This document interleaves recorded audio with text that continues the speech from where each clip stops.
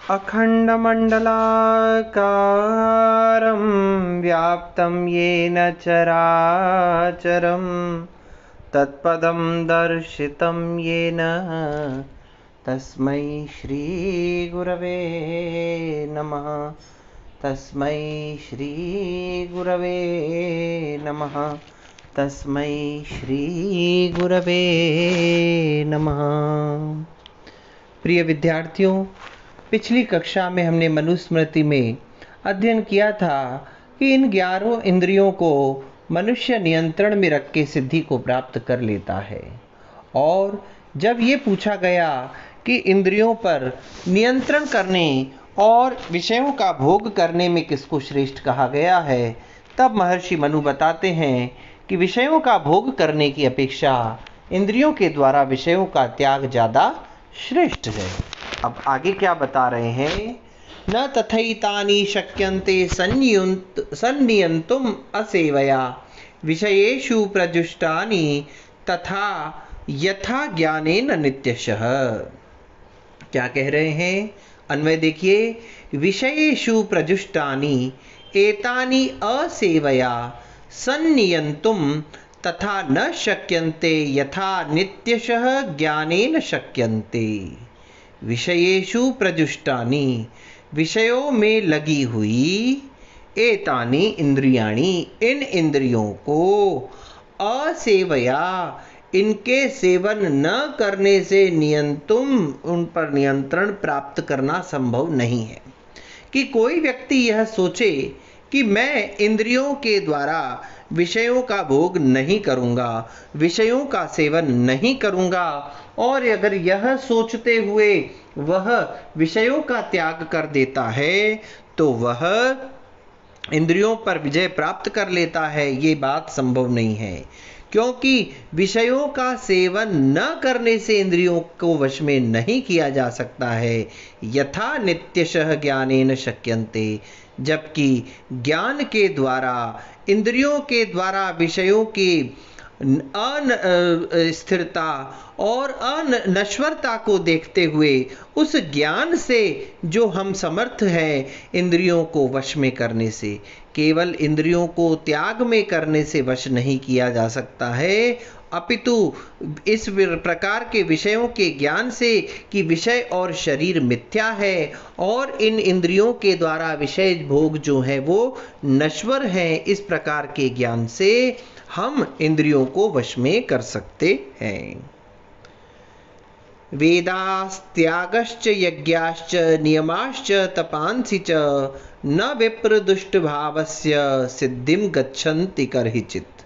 इसका अन्वय देखिए, विप्रदुष्ट भावस्य वेदाः त्याग यज्ञाः नियमाः तपांसि च कर्हिचित् सिद्धिं न गच्छन्ति। अब देखिए, यहाँ एक शब्द है विप्र दुष्ट भावस्य। यहाँ विप्र से तात्पर्य ब्राह्मण नहीं है, यहाँ दुष्ट भाव से पहले 2 उपसर्ग लगाए हुए हैं। एक है वी अर्थात विशिष्ट और प्र से है प्रकृष्ट। विशिष्ट और प्रकृष्ट दुष्ट भाव वाले मनुष्य के, देखिए एक दुष्ट भाव तो है ही, लेकिन वह दुष्ट भाव कैसा है?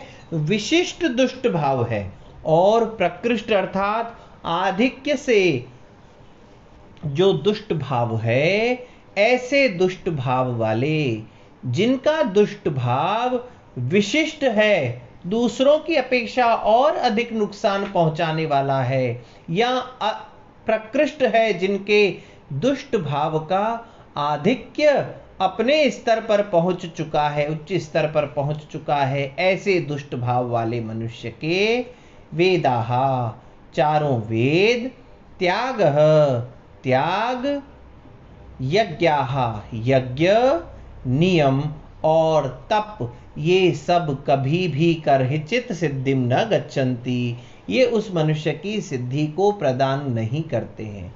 कोई व्यक्ति चाहे वह वेदों का अध्ययन कर ले, विभिन्न प्रकार के विषय भोगों का त्याग कर दे, समस्त त्याग कर देवे, यज्ञ नियमित रूप से करता रहे, नियमों का पालन करता रहे, विभिन्न प्रकार की तपस्याएं करता रहे, लेकिन अगर उसका मन दुष्ट स्वभाव वाला है और तो उस मनुष्य के ये सारे के सारे विषय कभी भी उसको सिद्धि प्रदान नहीं करते हैं। कहने का तात्पर्य मन की पवित्रता यज्ञ, वेदाध्ययन, ध्यान, ज्ञान, तप, स्वाध्याय, त्याग इन सब से अधिक सिद्धि देने वाली है। श्रुत्वा स्पृष्ट्वा च दृष्ट्वा च भुक्त्वा घ्रात्वा च यो नरः न हृष्यति न ग्लायति वा स विज्ञेयो जितेन्द्रियः। अन्वय देखिए इसका। यह नरः श्रुत्वा स्पृष्ट्वा दृष्ट्वा च भुक्त्वा घ्रात्वा च न हृष्यति न ग्लायति वा सह जितेन्द्रियः विज्ञेयः। क्या कह रहे हैं? यह नरः, जो मनुष्य, श्रुत्वा सुनकर, स्पृष्ट्वा स्पर्श करके, दृष्ट्वा देख करके, भुक्त्वा भोग करके, खा करके, और घ्रात्वा च और सूंघ करके, अर्थात सभी इंद्रियों के द्वारा उनके विषयों का भोग करके। देखिए सबसे पहले आ गया श्रुत्वा अर्थात कान। कान का विषय है सुनना। जिसने अपनी कर्णेंद्रिय के द्वारा उसके विषय को ग्रहण कर लिया। फिर आ रहा है स्पृष्ट्वा अर्थात स्पर्श करना। त्वक इंद्रिय त्वचा के द्वारा विषयों का स्पर्श कर लिया। दृष्ट्वा नेत्र के द्वारा विभिन्न प्रकार के विषयों को देख लिया।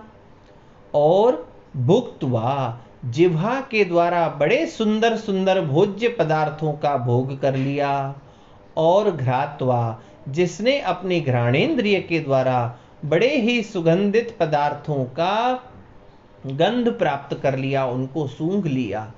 कहने का तात्पर्य पांचों ज्ञानेंद्रियों के द्वारा उनके निर्धारित विषयों का भोग करके भी जो मनुष्य न हृष्यति न ग्लायति, जो न तो प्रसन्न होता है न ही उदास होता है, सह जितेन्द्रियः विज्ञेयः, उसे ही जितेंद्रियः जानना चाहिए। देखिए यहाँ पर बहुत एक सुंदर और अलग सी बात कही गई है कि विषयों का त्याग नहीं किया है, लेकिन विषयों का त्याग पूर्वक भोग करते हुए। क्योंकि अगर हम विषयों का पूर्णतः त्याग कर देंगे तो हमारा शरीर ही नहीं बचेगा।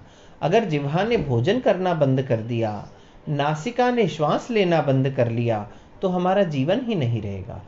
तो इंद्रियों के द्वारा विषयों का भोग तो करना है, किंतु उस भोग के पीछे उस मनुष्य के मन में न तो प्रसन्नता हो न दुख हो। अर्थात विषयों का भोग जो है वह केवल अपने जीवन को आजीविका के निर्वाह के लिए, जीवन के निर्वाह के लिए अगर करता रहे तब तो ठीक है, लेकिन अगर वह इनके विषयों का भोग करके प्रसन्न होता है, दुखी होता है, तो वह समझिए जितेंद्रिय नहीं है। इंद्रियों के द्वारा विषयों का भोग न करना ये जितेंद्रिय का लक्षण नहीं है। जितेंद्रिय का लक्षण यह है कि वह अपनी इंद्रियों के द्वारा समस्त विषयों का निर्वाह के लिए, जीवन के निर्वाह के लिए भोग करते हुए न उसमें अधिक प्रसन्न होवे न उनसे अधिक दुखी हुए। बहुत स्वादिष्ट भोजन प्राप्त करके वह प्रसन्न न हो और अपने मन से प्रसन्न भोजन प्राप्त न करने पर वह दुखी न हो। केवल भोज्य भाव से कि जीवन यापन के लिए भोजन करना है, ऐसा मानते हुए जो भोजन करता है, जो विभिन्न प्रकार की इंद्रियों के विषयों का भोग करता है, वही जितेंद्रिय कहलाता है। फिर क्या कह रहे हैं? इंद्रियाणाम तु सर्वेषाम यदि एकम शरति इंद्रियम तेनास्य शरति प्रज्ञा धृते पात्रादिबोधकम। अन्वय देखिए इसका। सर्वेषाम तु इंद्रियाणाम यदि एकम इंद्रियम क्षरति तेन अस्य धृते पात्रात् उदकम इव प्रज्ञा क्षरति। सर्वेषाम तु इंद्रियाणाम, सारी इंद्रियों में से यदि एकम इंद्रियम क्षरति, यदि एक भी इंद्रिय अपने हाथ से छूट जाती है, उसका क्षरण हो जाता है। कहने का तात्पर्य 11 की 11 इंद्रियों को अगर आपने वश में कर लिया है और अगर उसमें एक भी इंद्रिय क्षरित हो जाती है, आपके हाथ से छूट जाती है, आपकी पकड़ से, आपके नियंत्रण से मुक्त हो जाती है, यानी 10 इंद्रियों के ऊपर आपका पूर्ण नियंत्रण है, और अगर एक भी इंद्रिय के ऊपर आपका पूर्ण नियंत्रण नहीं है, तो वह इंद्रिय जो है उस मनुष्य की प्रज्ञा का उसी प्रकार से नाश कर देती है। अस्य धृते पात्रात उदकम इव, जिस प्रकार से चमड़े से बने हुए पात्र से, जिसको मशक कहा जाता है, उस मशक में पूरा मशक वो चमड़े का बना हुआ है, बहुत सुंदर, बहुत मजबूत मशक जिसके अंदर जल रखा हुआ है, लेकिन अगर उसके अंदर एक भी छिद्र हो जाए तो वह उसमें से उस जल को बाहर निकाल देता है, उस पात्र से, उस मशक से जल का क्षरण हो जाता है। प्राचीन काल में, पहले के जमाने की बात है, कि कई लोग मशक अर्थात एक चमड़े का वस्त्र बना हुआ होता था, और आजकल तो बड़ी सुंदर सुंदर व्यवस्थाएं हो चुकी हैं विज्ञान की प्रगति के कारण, प्लास्टिक के और विभिन्न प्रकार के मेटल्स के बर्तन और पात्रों में हम लोग जल को रख लेते हैं, संचित कर लेते हैं, इधर उधर से ले भी जाते हैं। पहले के जमाने में चमड़े से बनाया हुआ एक पात्र हुआ करता था, थैलानुमा, जिसे मशक कहा जाता था। उसमें जल भर करके पेड़ पौधों को देने के या इधर उधर सफाई इत्यादि के कार्यों में लोग प्रयुक्त किया करते थे। तो उस मशक में अगर एक भी छेद हो जाए तो क्या हो जाता था, उस मशक में विद्यमान जो जल था, जो संरक्षित सुरक्षित करके जल रखा गया था, वह धीरे धीरे धीरे धीरे करके बह जाता था।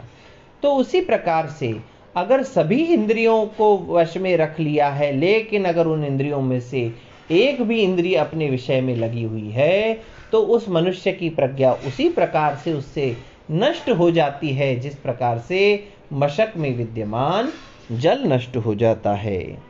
आगे देखिए, वशे कृत्वेन्द्रिय ग्रामम संयम्य य मनसस्तथा सर्वान् संसाधयेत अर्थान अक्षिण्वन् योगतः तनुम।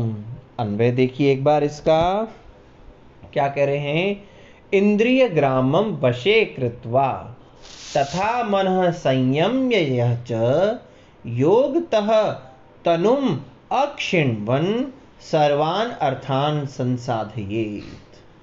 बड़ी सुंदर बात कही गई है। इंद्रिय ग्रामम वशे कृत्वा, अपने इंद्रियों के ग्राम अर्थात समूह को वश में करके, 5 ज्ञानेंद्रियां और 5 कर्मेंद्रियां और 1 उभय इंद्रिय मन। 5 ज्ञानेंद्रियों के विषय में हम पढ़ चुके हैं, आंख, नाक, कान, मुंह, जिह्वा इत्यादि और त्वचा, और 5 कर्मेंद्रियां वाक, पाणी, पाद, पायु और उपस्थ, और उभयेंद्रिय है वो मन।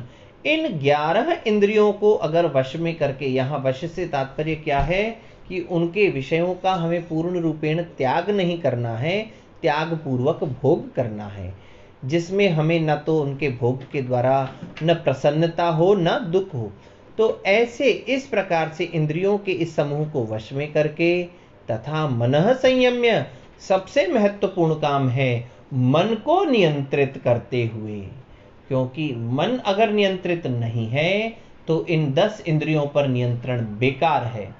तो मन को नियंत्रित करके योगतः, योग के द्वारा, तनुम अक्षिण्वन्, तनु को, शरीर को नष्ट न करते हुए, उसका शरण न करते हुए, उसको कष्ट न पहुंचाते हुए, सर्वान् अर्थान् संसाधयेत, मनुष्य को सभी अर्थों को साधित कर लेना चाहिए, सभी प्रकार के जितने भी पुरुषार्थ हैं उनका साधन कर लेना चाहिए, उनकी सिद्धि कर लेनी चाहिए। कितनी सुंदर बात कही गई है कि तनुम अक्षिण्वन्, आप कोई भी कार्य कर लें, इंद्रियों को वश में कर लें, मन को संयमित कर लें और योग इत्यादि भी कर लें, लेकिन इन सबको करते हुए आपके शरीर का नाश, शरीर को कष्ट प्राप्त नहीं होना चाहिए। क्यों नहीं होना चाहिए? क्योंकि शास्त्रों में कहा भी गया है, शरीरम माध्यम खलु धर्म साधनम, शरीर धर्म का आदि साधन है। अगर शरीर संभला हुआ है तो आप विभिन्न प्रकार के जितने भी कर्म करना चाहें, पूजा पाठ, जप तप, होम इत्यादि, यज्ञ इत्यादि, तपस्या, वो सब कर सकते हैं। लेकिन अगर शरीर नष्ट हो गया, शरीर साथ न दे पाए, तो इन सब कार्यों में आप कुछ भी नहीं कर सकते हैं।